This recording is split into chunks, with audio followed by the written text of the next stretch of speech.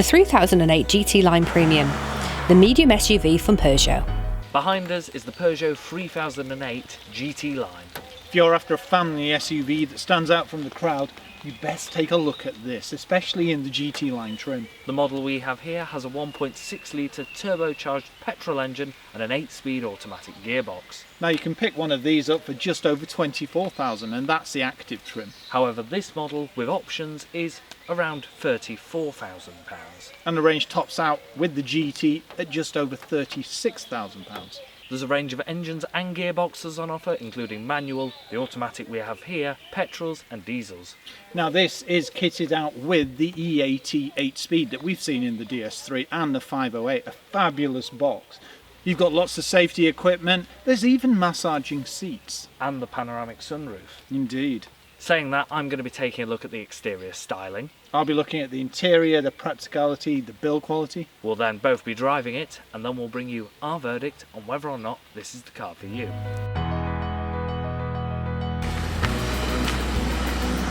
Despite the grey clouds and rainy weather, the Peugeot 3008 is still looking good. You've got this upmarket chrome grille that's in keeping with the rest of the Peugeot range, and the lion tooth styling that goes into the headlamps. The lion certainly goes from strength to strength. As you can see now, the weather is getting much worse, but at the front of the car you have automatic wipers, automatic lights with self-dip. They are also LED. Front parking sensors, collision detection and an abundance of safety equipment. You also have progressive indicators, LED daytime running lights, automatic self-dip LED headlamp. You can also get active cruise control. Coming to the side of the car you have this chrome strip that comes off the headlamps and continues around the window line. 19-inch alloy wheels. You can get other sizes, but this is a perfect blend of comfort and style. Electric folding heated door mirrors with blind spot detection, keyless entry, the chrome strip that runs along the bottom, as well as the plastic cladding that continues round the wheel arches. We do also have the GT Line emblem, rear privacy glass and a panoramic sunroof. The doors also cover the bottom of the sills, so no more muddy trousers. Coming to the back of the car, the chrome continues around the top, along the bottom, that also complements the twin sporty rear exhausts. There's more plastic cladding that gives it a more SUV look. Sculpted rear lenses, rear parking sensors, a reversing camera that makes up a 360-degree camera, and high-level brake lights. You're also reminded this is the GT Line.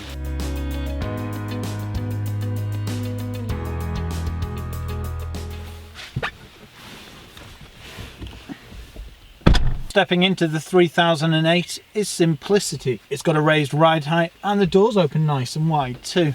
Once you're in here, well, you can't mistake that it's Peugeot with their new style of cockpit. It aims towards the driver, it's full of premium materials, decent infotainment screen and this fabulous 8-speed gearbox. And don't forget iCockpit. And as you'd expect with every Peugeot now, you also get the sporty leather wrap steering wheel with the monogram of GT Line at the bottom. Very comfortable, even massaging seats. When it comes to functionality, you've got all-round electric windows, power folding door mirrors with blind spot detection. When you put it into reverse, the mirrors tilt down so you can see the pavement. On the steering wheel, you've got media controls. Behind that, you've got cruise control. You can also get active cruise control on this model as well. And don't forget these paddles. And if you've noticed, they're actually mounted on the steering column rather than the steering wheel. You've also got iCockpit here, which is your dial and cluster system. You can tune that so you can have everything from a minimalist dial layout through to your navigation. In the centre you've got a decent sized infotainment screen, Bluetooth, Apple CarPlay, Android Auto, DAB radio. You can also set some of the car's settings. This also has satellite navigation. As you can see, you've got shortcut buttons here as well, including the ones for the digital dual zone climate control, which is operated through the screen.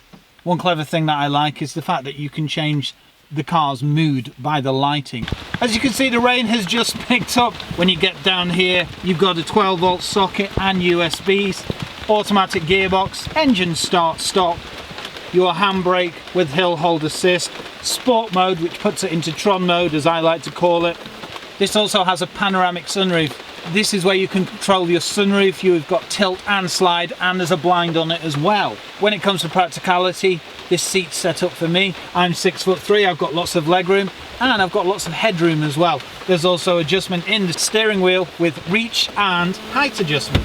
When it comes to the seats, you've got electric lumbar support and electric massage as well, but you've got manual slide forwards and manual recline. When it comes to the door bins, you've got a decent size. When it comes to the centre, storage area just behind the USBs and the 12-volt socket. It's ridged. You can also get a wireless charging pad there as well. Storage pot next to the EAT 8-speed gearbox, 2 cup holders, and a large storage area where you could get your lunch. When it comes to the glove box, it's not the biggest thing in the world. Stepping into the back is nice and easy thanks to that raised ride height and the fact that the doors open nice and wide. Once back here, it's very comfortable. It's rather sporty. You've got stitch in here, lots of premium materials. Space-wise, 2 adults very comfortably. I'm 6'3", as you can see. I've got ample headroom. It's also very light and airy with this panoramic sunroof. 3 adults on shorter journeys because this centre seat is quite plush. 3 children, no problem whatsoever. Isofix points and airbags. You've also got a pull down armrest with 2 cup holders in, and you can also pull down the ski hatch as well. Decent sized door bins, electric windows, and the door cards are done very nicely. Admittedly, you've got a hard plastic at the top, but you've got a cloth insert here. There's a hard plastic under there, but the armrest is leather and padded. It's rather comfortable as well. You'll also notice there's not much of a transmission tunnel either. You've also got a recess area for your knees, 12-volt socket, air conditioning, and a 3-pin socket. Mobile office time. You've also got reading lights up here, and a nice touch is this ambient lighting around the panoramic sunroof. When it comes to the back of the car, you can open the boot with the key or pressing here. It's a power tailgate, and I'm going to use the power tailgate to shelter from the rain. As you can see, decent sized boot, no boot lip, and that's aided by the fact this is a false floor, so it'll drop down as well to give you even more storage. Storage pot here, storage pot there. You've also got these tabs here, and they allow you to drop the rear seats. There's a ski hatch in the centre as well. When it comes to space, you've got 520 litres, and that will increase when you drop the seats to 1,580. So you'll easily get 2 mountain bikes in there. There's 4 tethering points, 12-volt socket, and under the floor, space saver spare wheel.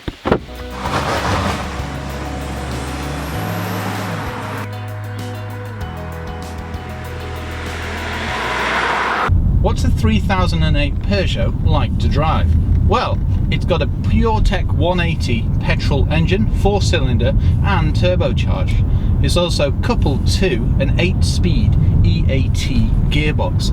Yes, like the one in the 508 and the DS3. It's amazing how much power you get from a 1.6 litre petrol now. Yeah, that's what staggers you about literage nowadays, isn't it, with cars? I mean, when you used to get a 1.6, say, Orion XR3i, something like that, you'd be looking at, I think it's something around 105, something like that. What surprises me about the 3008 is how sporty it is, especially in this GT line trim. Ah, you mean as I just demonstrated? Well, the 8-speed automatic gearbox gives you, well, a very sporty feel because it changes so fast. You have those paddles on the back of the very small steering wheel. Sorry, I'm just concentrating. Yeah, that's the thing about this, isn't it? It's not like... Well, realistically, SUVs aren't like SUVs anymore. When the first ones came out, they weren't the kind of thing that you would compare to, say, a warm hatch, are they? Yeah, I've been driving it for the last, well, 7 days now, isn't it? And I've done a fair few miles in it. But the thing is, it's still very comfortable and it's still very family orientated with lots of space and... But like you mentioned, the speed of the gearbox, I mean, it'll hold a gear or it'll drop a gear depending on which mode you're in. And you've got sport mode as well, or as I've kept saying on the lives, Tron mode, because it makes, I mean, yes, obviously it's an engineered sound, isn't it?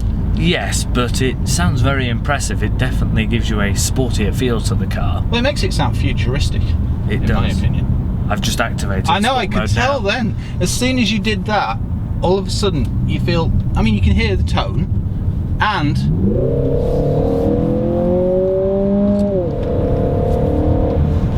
but the steering weightens up the shift, well, it holds gears longer or drops a gear if you're in too high of a gear, and well, it really does radically change the car. it does. I'm very impressed. Even in normal mode, it's still very comfortable. There's no body roll as far as I can tell, and I did go for some spirited driving yesterday. Like, you really can push this car for a vehicle of this size.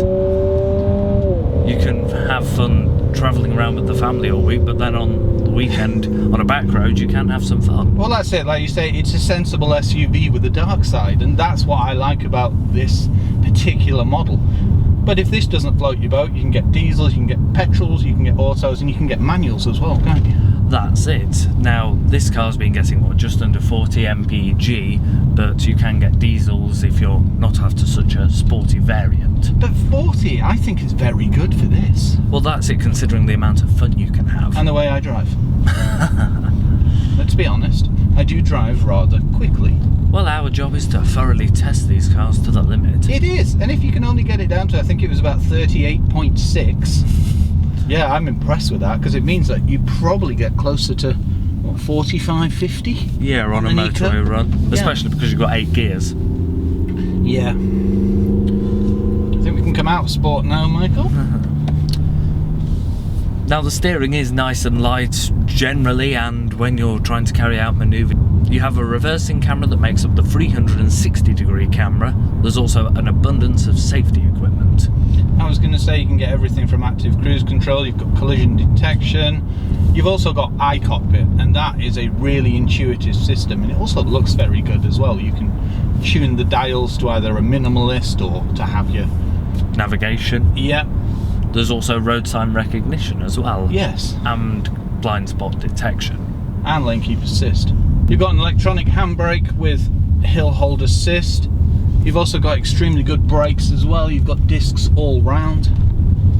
And you couple that with the suspension and the engine, and you've got a very capable vehicle when you want to do some spirited driving. You can also get Peugeot's terrain response system, which gives you extra traction when battling things like campsites. Well, that's it, it's perfect. And you've got the raised ride height as well, and the fact that the rear doors cover the sills as well, so you don't get muddy trousers either. That's it. It is very practical. There's lots of space in the back and in the boot. I think arguably one of the best SUVs on the market. I would agree with you there. It's got a very exciting interior, lots of equipment. The engine and gearbox are very good. Engaging to drive. You'll see on some of the footage that's overlaid here, well, how much we enjoyed driving the 3008. Well, that's an understatement, Michael. I'll give you that. No, very impressed. Economy, fun to drive, lots of tech, practicality as well, decent boot. LED headlamps. Well, yeah. And it's the styling as well, isn't it? It's not a bland SUV in any shape or form. That's it. This interior, I believe, has got to be class leading. It's so out there, it's so interesting. You've got these toggle switches. It's all angled at the driver as well. The iCockpit system, the small steering wheel. Yeah, I think when that first came out, people weren't too keen, but I really like it.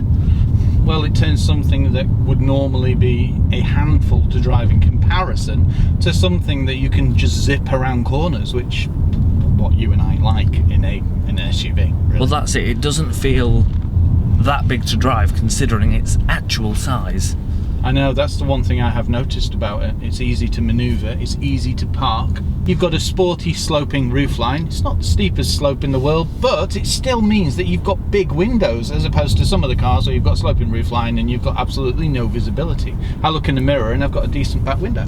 Well, that's it. If you take away all of the sporty elements of the car, it is still very comfortable, it's quiet, it's easy to drive, and it's practical. Hold it. Yeah, no. Oh! Oh, sorry, Michael. I was in my own world and just happily driving in my car because we forgot to mention that this car has massaging seats. Well, you actually, do. I do. Yeah. So I'm going to choose between, I think I'll go for cat paw. Although I don't have a massaging seat, I do have a heated seat. With this engine you can just plod along, because we know for a fact that you can get about 225 horsepower out of this engine, and this is running at a modest 180, which means that it's been set up to be low strain, so it'll realistically last for ages. It's very good on A roads, as we've demonstrated. It's also extremely good On a motorway? Yeah, and it'll pull 0 to 60 in about 8 seconds and tops out at 136 miles an hour. That's very impressive for a family SUV. Yeah, exactly. We keep throwing around the word family, but it definitely has a different side, doesn't it? It certainly does.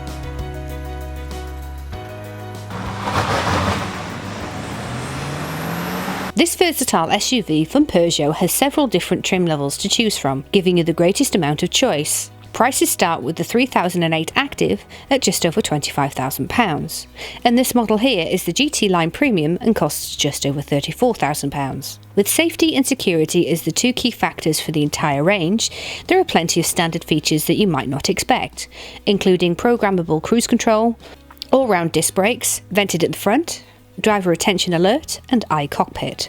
This model has a 1.6 litre petrol engine and comes with an 8-speed automatic gearbox.